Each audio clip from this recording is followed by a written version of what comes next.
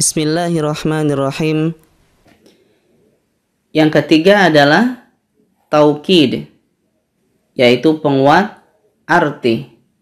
Untuk menguatkan arti dan tujuannya menghilangkan keraguan si pendengar. Kosakata taukid yang banyak digunakan adalah kata kullu dan jami'u. Dan kedua kata tersebut biasanya terdapat domir atau kata ganti. Cara membaca harokatnya disesuaikan dengan harokat kata sebelumnya. Contoh, ja'atul labu kulluhum. Telah datang para siswa semuanya. Tullabu dhamma sebagai subjek. Maka kullu juga mengikuti dhamma. Nazartul atibba'a jami'ahum. Saya melihat para dokter semuanya. Atibba'a di sini fathah karena objek, maka jami'ah dibaca fathah juga mengikuti.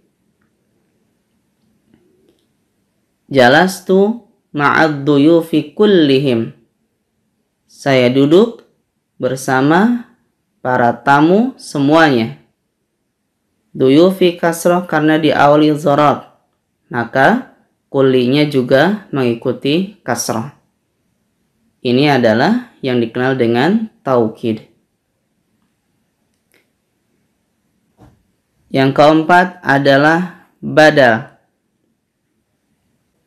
Badal adalah penjelas dari kata isim sebelumnya. Harokat badal harus sama dengan isim sebelumnya. Ada beberapa ciri. Yang pertama, berupa nama orang setelah disebutkan gelar atau kedudukan dan jabatannya. Contoh, qala Rasulullahi Muhammadun. Berkata Rasulullah Muhammad. Muhammadun di sini dhamma karena mengikuti gelar atau jabatannya yang berharokat dhamma, Rasulullah. Al-ustadzu Hamidun fil masjidi. Ustadz Hamid di masjid. Hamidun di sini dhamma karena gelarnya al-ustadzu berharokat dhammah juga. Hadara Syekhu Sa'idun. Telah hadir Syekh Sa'id. Sa'idun di sini dhamma karena gelarnya asy-syekhu berharokat dhammah. Marartu bisyekhi Sa'idin. Aku melewati Syekh Sa'id. Sa'idin kasroh karena gelarnya di sini juga kasroh diawali huruf jar. Yang kedua berupa kata ibnu atau bintu setelah nama orang.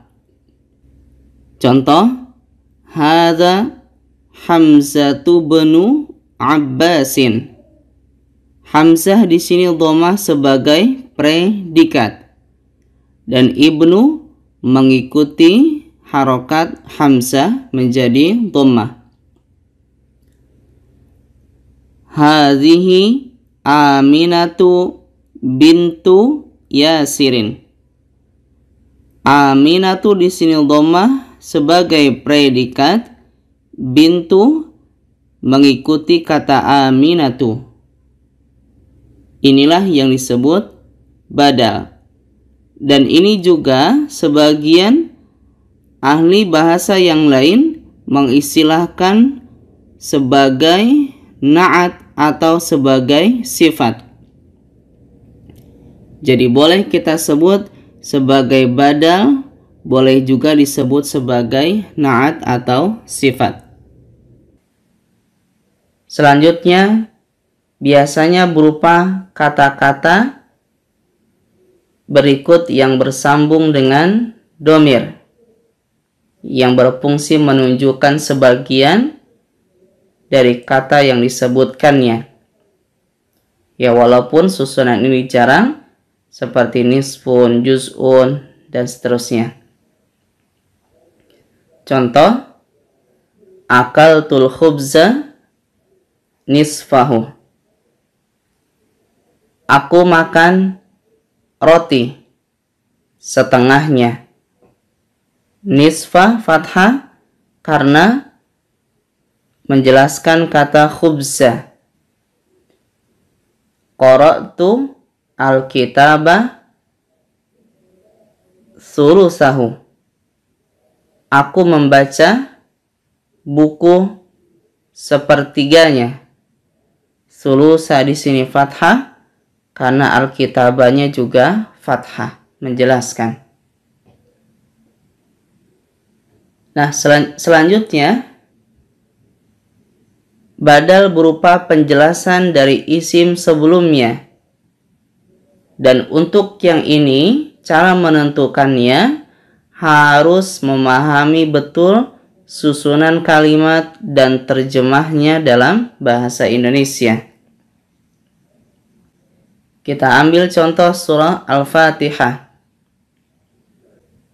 Kata Rabbi pada ayat kedua, Ar-Rahmani ayat ketiga, Maliki ayat keempat, berharokat kasroh semua karena mengikuti dan menjelaskan kata lillahi ayat kedua sebagai badal.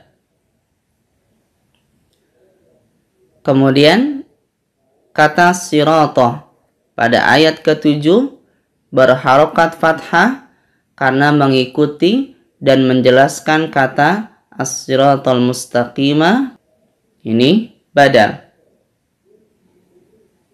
Kemudian kata ilafihim pada surah Quraisy berharokat kasrah karena mengikuti dan menjelaskan ayat sebelumnya liilafi Quraisyin.